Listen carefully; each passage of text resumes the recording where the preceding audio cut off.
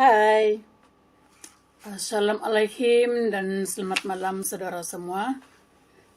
Tiba giliran saya berkongsi di platform ini, di Bicara Sabda kita malam ini dengan tajuk Penjagaan Luka Pembedahan di Rumah selepas dibenarkan keluar ataupun discharge ward. Ada beberapa jenis major operation yang ada dan memerlukan jagaan lanjutan di rumah untuk tempoh yang lama seperti stoma. Sebelum discharge ward, sebelum pesakit ataupun ahli keluarga diizin keluar ataupun discharge ward, doktor atau jururawat akan memberi tunjuk ajar penjagaan stoma.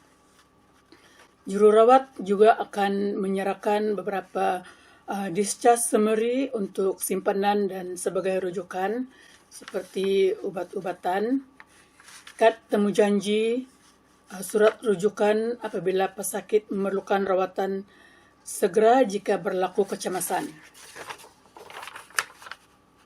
Apa yang perlu dilakukan di rumah? Seperti menukar ataupun mengganti colostomy bag dengan cara yang betul dan bersih. Mengekalkan kebersihan sebelum dan selepas mengganti bag colostomy seperti membasuh tangan dengan sabun. Memakai glove digalakkan untuk mengelakkan sentuhan langsung ke luka stoma. Pastikan isi bag tidak penuh atau bocor. Buka colostomy bag yang kotor dengan berhati-hati. Bersihkan sekeliling ataupun dressing sekeliling stoma dari dalam keluar dengan berhati-hati juga. Padankan stoma dengan lubang colostomy bag semasa kita membuat penukaran. Jangan lupa kemas peralatan dan asingkan peralatan yang tercemar. Kemaskan pesakit agar beliau merasa selesa sepanjang masa, dan cuci tangan selepas penukaran bag colostomy dijalankan. Ahli keluarga pesakit juga akan diberi tunjuk ajar cara menukar colostomy dengan cara yang betul dan bersih. Ahli keluarga juga disaran agar senantiasa memberi sokongan emosi dan moral pada ahli keluarga yang ada stoma, karena mereka akan merasa rendah diri atau menerima tanggapan masyarakat sekeliling akan kehadiran mereka bila berada di tengah-tengah keramaian seperti di hari anniversary kah, perkawinan kah, reunion kah, dan lain-lain. Oleh itu, libatkan mereka beraktivitas bersama tapi dengan pemantauan dan kewaspadaan. Aktiviti harian yang sesuai dengan keadaan pesakit. Biasanya mereka akan ke hospital atau klinik terdekat mengikut jadwal yang ditetapkan untuk terapi pemulihan dan janji temu susulan. Sebagai pemantauan dari segi tahap kesihatan, luka pembedahan, keyakinan diri pesakit dari masa ke semasa. Sebelum saya meneruskan perkongsian ini, mari kita berdoa dan saya pimpin kita dalam doa. Bapa kami yang di dalam kerajaan surga, terpujilah nama-Mu dan terima kasih untuk kebaikan, kemurahan dan perlindungan-Mu kepada kami semua. Sekalipun kami berada di tempat yang berjauhan, tapi kami tahu Allah yang Maha Hadir itu memberikan kami berinteraksi dengan penuh keyakinan di dalam Kristus Yesus.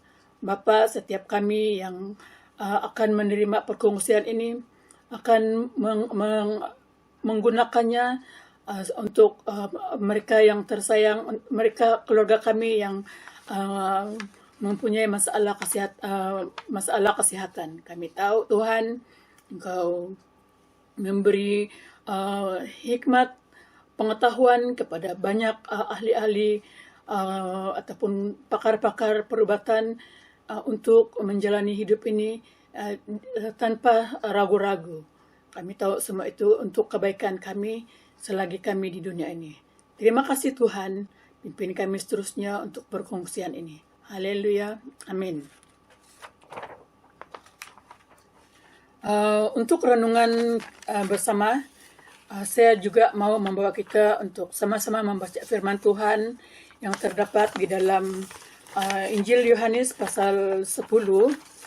Injil Yohanes pasal 10 ayat 10. Saya tidak akan menguraikan ayat ini, tapi kita boleh baca firman ini dengan teliti di dalam Alkitab kita masing-masing. Yohanes pasal 10 ayat 10. Pencuri datang hanya untuk mencuri dan membunuh dan membinasakan. Aku datang supaya mereka mempunyainya dalam segala kehidupan. Dan Yohanes pasal 9 ayat 3 sampai 5. Yohanes 9 ayat 3 hingga 5. Jawab Yesus, bukan dia dan bukan juga orang tuanya, tetapi karena pekerjaan-pekerjaan Allah harus dinyatakan di dalam dia. Kita harus mengerjakan pekerjaan Dia yang mengutus aku. Selama masih siang, akan datang malam, di mana tidak ada seorang pun dapat bekerja. Selama aku di dalam dunia, akulah terang dunia. Sekali lagi saya mengucap syukur diberi kesempatan ini. Dan semasa saya dihubungi oleh Pastor Randy untuk peluang ini, saya iakan saja tanpa membuat tawar-menawar lah.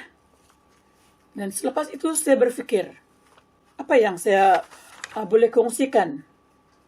Tetapi Pastor Randy bilang, ada juga ibu rumah tangga sepenuh masa yang memberi perkongsian. Jadi dia memberi keyakinan tentang perkongsian pengalaman selama bertugas. Terima kasih Pastor Randy dan Saudara Jahani untuk peluang ini. Sedikit perkongsian pengalaman kerja sebelum bersara wajib November 2021. Tidak lama, pengalaman kerja hanya 34 tahun. Kiranya pengalaman ini dapat memberi kita pendedahan tentang pentingnya sokongan emosi kepada individu yang telah menjalani satu major operation seperti pesakit yang mempunyai stoma. Okey, apa itu stoma? Perlu diketahui mengenai pelbagai jenis stoma dan penjagaan yang praktikal untuk hidup harian dengan beg stoma. Stoma atau ostomi adalah pembukaan yang dibuat pada abdomen untuk membawa sebahagian daripada usus atau sistem kencing ke permukaan abdomen untuk mewujudkan laluan baru untuk keluaran untuk perkumuhan, najis, dan air kencing. Hujung terbuka usus atau ureter ini dikenali sebagai stoma. Stoma pengaliran air kencing dipanggil urostomy, dan stoma yang terbentuk dirujuk sebagai kolostomi atau ileostomi, bergantung kepada bahagian usus yang disambungkan kepadanya. Stoma adalah perkataan Yunani yang bermaksud mulut. Dalam anatomi, stoma dikenali sebagai mana-mana bukaan dalam tubuh manusia. Contoh, mulut, hidung, telinga, dan dubur kita. Seterusnya, fatwa penjagaan stoma. Dari segi kebersihan, kekalkan kebersihan sepanjang masa untuk mengelakkan jangkitan atau kebocoran beg kolostomi. Kulit sekeliling stoma seperti yang saya nyatakan sebelum ini Stoma seharusnya merah pink yang berkilat di sekeliling permukaan. Colostomy bag boleh pecah jika stoma tercemar oleh najis. So, berhati-hati ketika mengukur saiz stoma dan memotong lubang di bibir bag stoma untuk mengelakkan kerusakan kulit. Lubang harus sesuai dengan stoma tanpa menyekat stoma untuk memastikan bahwa kulit bersih dan kering sebelum bag stoma diganti adalah penting. Dan jika tumbuh bulu-bulu roma di sekeliling stoma, potong atau mencukur kawasan dapat memastikan dalam keadaan baik. Dan seterusnya, penjagaan stoma. Stoma juga harus sesuai dengan lubang bag stoma, tetapi dengan pendedahan kulit minimum kepada kandungan. Sesetengah bag stoma direka khas untuk dimuatkan dengan baik di kawasan yang berbeza, dan jururawat stoma yang akan memberi nasihat atau cadangan produk yang sesuai. Kebimbangan umum tentang mempunyai stoma, seperti yang saya nyatakan sebelum, adalah wajar untuk mempunyai perasaan bercampur-campur tentang mempunyai stoma. Ia boleh memberi kesan pada imej diri dan mengambil masa untuk membiasakan diri dengan perubahan.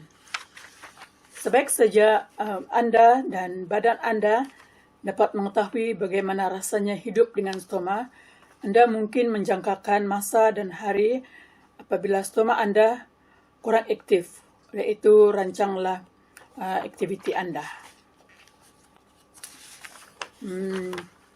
Apabila anda terbiasa dengan stoma anda akan dapat observe jika ada perubahan seperti di sekeliling stoma, ia akan menjadi gelap dan ini adalah ada masalah dan memerlukan rawatan perubatan yang segera. Colostomy bag terdapat pelbagai jenis bentuk dan mengambil masa untuk penyesuaian dengan anda. Colostomy bag biasanya mempunyai hujung yang terbuka dan melipat dengan klip atau velcro untuk pengosongan. Bahagian pelekat untuk mengelakkan terus mengeluarkan pelekat yang kuat dari kulit. Maksudnya, pelekat yang ada di bag colostomy harus dikeluarkan dengan betul dan berhati-hati supaya dia tidak rusak apabila kita lekat kepada stoma. Kadang-kadang kulit di sekeliling stoma boleh menonjol atau tenggelam atau ada tanda benjolan. Setengah colostomy bag direka khas untuk memuatkan dengan baik di kawasan yang berbeza. Jururawat stoma anda boleh menasihati anda mengenai produk yang mungkin paling sesuai. Jika ahli keluarga anda adalah seorang kanak-kanak, di mana pembedahan untuk membetulkan usus atau perlu untuk melakukan stoma, sama ada kekal atau permanen, karena sesetengah sistem penghadaman mereka tidak terbentuk sepenuhnya. Cara penukaran dan pembersihan sama, hanya perlu memerlukan kesabaran. Berikut ada beberapa soalan lazim mengenai perkara yang anda boleh atau tidak boleh lakukan dengan adanya stoma. Contoh, seks. Ia mungkin mengambil sedikit masa untuk pelarasan atau penyesuaian. Perjalanan, apabila anda benar-benar boleh melancong dan telah merancang dengan keluarga satu percutian dengan stoma, teruskan. Dan sekiranya anda terbang atau melancong, pastikan anda mempunyai semua yang anda perlukan untuk penjagaan stoma anda di atas kapal. Untuk kembali bekerja, pesakit yang masih bekerja, Majikan Anda perlu tahu keadaan Anda dan membuat pelarasan yang munasabah untuk menyokong Anda bekerja kembali, termasuk memastikan Anda mempunyai masa yang cukup dan tempat yang sesuai untuk penjagaan stoma sepanjang masa. Berenang, tidak perlu risau, karena kantong stoma kalis air dan tahan bucur sesuai dengan material yang Anda beli. Untuk wanita, boleh memilih pakaian renang yang bercorak, mungkin yang berbunga-bunga. Lelaki pula boleh mencari seluar pendek dan pinggang yang agak tinggi. Fatwa yang lain adalah kosongkan beg kolostomi sepenuhnya sebelum memasuki air. Kesinambungan dari perjalanan tadi, perjalanan dengan beg stoma boleh kelihatan menakutkan pada mulanya. Anda pasti menyadari bahawa tekanan luar tidak akan membuat beg Anda mengembang.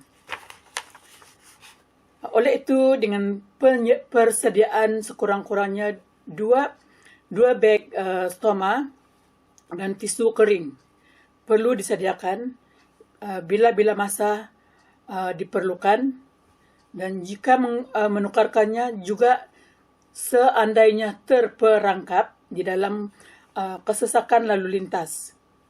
Boleh juga Anda mengosongkan beg stoma dengan berhati-hati ke dalam beg lampin. Okey, stoma. Apa yang kelihatan seperti stoma? Ia berbentuk seperti donat, merah jambu berkilat di permukaan kulit, dan saiznya pula berbeza-beza. Dan kolostomi menonjol sedikit keluar, kira-kira 1,5 hingga 2,5 cm. Manakala ileostomi adalah sekitar 2,5 hingga 3,5 cm. Mengapa seseorang perlu ada stoma? Terdapat beberapa faktor yang memungkinkan seseorang memerlukan stoma. Contoh, ada Crohn, colitis, ulceratif, diverticulitis, atau penyakit usus radang yang serius. Kanser, contoh kanser kolon atau rektum. Kecacatan usus congenital, di mana terdapat ada masalah usus sejak lahir. Mereka yang ada kolostomi ataupun ada stoma perlu mengawasi ataupun mengawal pemakanan ataupun diet. Sebahagian yang perlu kita elakkan ialah contoh seperti sweet corn, kacang, dan beberapa buah seperti apel boleh menyebabkan penyumbatan pada stoma. Juga petai dan bawang. Makanan serat tinggi membuat Anda kembung perut. Setengah orang mendapati bahawa mereka merasa lebih banyak gas. Dan oleh itu, elak memakan sayuran tertentu seperti brokoli ataupun kubis. Juga sangat penting untuk kekal terhidrat, jadi minum banyak cecair, elakkan meminum minuman bergas, minuman fizzy juga pelakunya perut kembung. Apabila Anda mempunyai stoma, terutamanya stomanya lebih tinggi dalam sistem penghadaman, Anda mungkin mempunyai beberapa masalah penyerapan semua nutrien dari diet Anda. Sekiranya ini berlaku, Anda memerlukan pemeriksaan berkala dengan ujian darah bahawa apa-apa kekurangan nutrien diambil dan dirawat.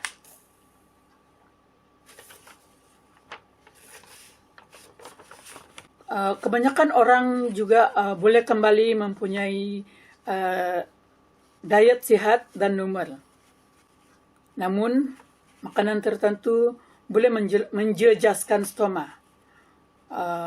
dari berfungsi dengan baik, dan Anda perlu diperkenalkan semula dengan makanan yang Anda suka secara beransur-ansur dan membantu Anda mengetahui makanan mana yang mempengaruhi Anda. Walaupun matlamatnya adalah untuk kembali kepada diet yang sihat dan normal. Karena makanan tertentu boleh menjejaskan cara stoma Anda berfungsi, dan Anda akan diperkenalkanlah dengan makanan yang sesuai. Dan penjagaan kepada pesakit yang ada stoma ialah menemani, mengasuh, menjaga insan tersayang Anda pada waktu malam, serta memberikan terapi di rumah untuk memastikan mereka sentiasa aktif dan merasa tidak terabai ataupun merasa sunyi. Berikan penjagaan yang terbaik untuk yang tersayang Anda hari ini. Bilakah Anda perlu menghubungi doktor? Bila-bila masa saja, jika ianya tidak dalam kategori kecemasan. Terakhir ialah patuhi temu janji ataupun review yang diberi oleh jururawat. Jika terdapat jangkitan atau ketidakselesa pesakit, segera datang ke hospital yang berdekatan. Satu lagi, bolehkah stoma itu terkena air ataupun sabun mandian? Sebaiknya elakkan daripada menyuci luka itu dengan sabun. Kiranya perkongsian ini memberi manfaat untuk kita apply kepada pesakit yang ada colostomy bag. Tuhan Yesus memberkati semua. Jaga kesehatan, jaga pemakanan, terus beriman kepada Tuhan, karena Dia adalah dokter untuk segala-galanya, untuk semua sakit penyakit yang kita alami. Perkongsian ini tidak teratur dan tidak sedetailnya.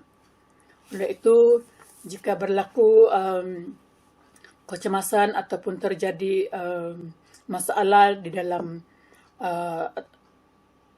selama kita menjaga ataupun kita sendiri ada stoma, bawa segera berjumpa doktor. Dan satu lagi ialah tidak digalakkan untuk menyapu sebarang minyak-minyak panaskah, Vicks-kah, minyak kayu putih-kah. Tidak digalakkan untuk sapu di sekeliling di sekeliling stoma ataupun di abdomen, karena minyak panaskah, minyak batukah, Vicks-kah, dia selalunya menggalakkan pengumpulan angin ataupun gas di dalam abdomen, dan itu juga membuat bag itu akan penuh, dan apabila dia penuh dan ketat, dia akan bocor. Jadi elak dan jangan lakukan sapuan apa-apa minyak di sekeliling stoma ataupun di abdomen. Terima kasih untuk perkongsian ini. Tuhan Yesus memberkati. Haleluya. Amin.